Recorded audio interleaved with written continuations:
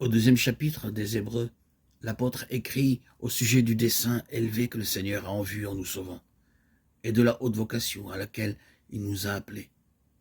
Mais si nous n'y prenons pas garde, nous ressemblons à un récipient qui fuit. Un vase de terre, par exemple, peut avoir une toute petite fêlure, tellement petite qu'on ne l'aperçoit pas.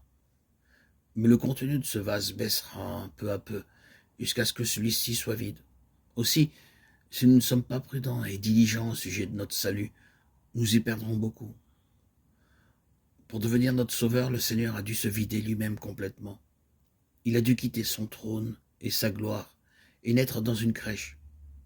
Pour nous, il s'est fait pauvre et il a offert son corps tout entier pour être brisé et son sang pour être versé. La puissance qu'il a manifestée pour devenir notre sauveur est bien plus grande que celle qu'il a manifestée pour créer et maintenir la création tout entière, et que celle qu'il manifestera ensuite pour la détruire. C'est pourquoi même un seul croyant est bien plus précieux à ses yeux que tout l'univers.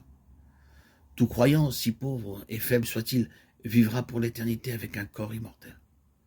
Dans la Bible, les croyants sont appelés le trésor particulier de Dieu, la perle de grand prix, les collaborateurs et les partenaires de Dieu.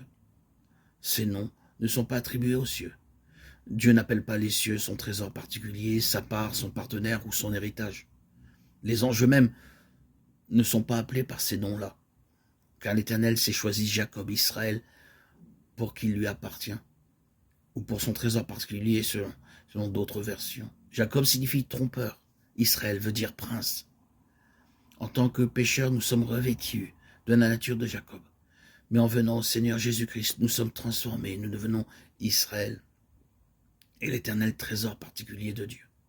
Ainsi, nous voyons clairement que notre Seigneur a un dessein important en vue, en nous sauvant, puisque c'est au prix de tout ce dont il disposait qu'il nous a sauvés.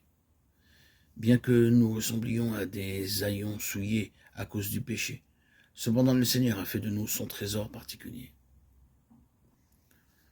Dans Hébreux 2:5, l'apôtre parle du monde à venir, c'est-à-dire de la nouvelle création. Cette nouvelle création manifestera la gloire de Dieu pour l'éternité. Il n'y aura plus alors ni mort, ni souffrance, ni larmes. Et j'entendis du trône une forte voix qui disait « Voici le tabernacle de Dieu avec les hommes. Il habitera avec eux, et ils seront son peuple, et Dieu lui-même sera avec eux. Il essuiera toute larme de leurs yeux, et la mort ne sera plus. Il n'y aura plus ni deuil, ni cri, ni douleur, car les premières choses ont disparu. » Et celui qui était assis sur le trône dit « Voici, je fais toutes choses nouvelles. » Et il dit « Écris, car ces paroles sont certaines et véritables. » Apocalypse 21, 3, 5. La nouvelle création sera libre de la malédiction du péché et elle durera éternellement.